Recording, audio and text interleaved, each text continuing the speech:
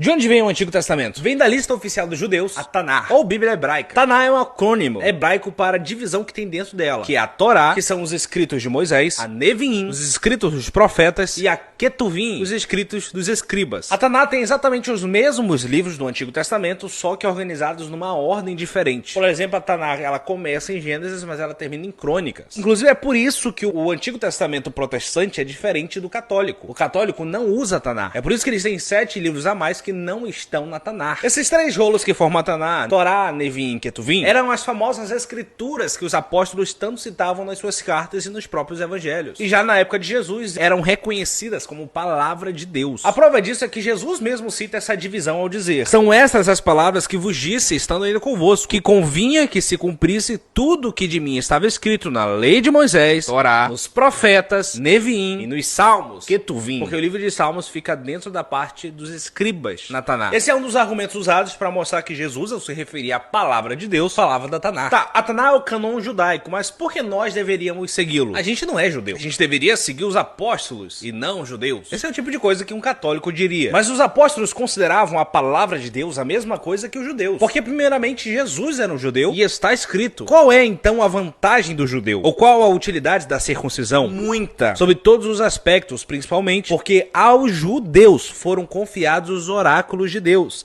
São os israelitas, a eles pertence a adoção, assim como a glória, as alianças, a promulgação da lei, o culto e as promessas. Deles são as práticas e também deles descende o Cristo, segundo a carne, a qual é sobre todos, Deus bendito para sempre. Amém. Logo, explicando o que Paulo diz, nós acreditamos no cânon judaico porque Deus deu a lei, os oráculos, ou seja, os profetas, aos judeus. E nós recebemos isso deles. Os judeus entendiam que Taná era a palavra de Deus. Jesus entendia como palavra de Deus. Os apóstolos entendiam como palavra de Deus. E nós também entendemos assim.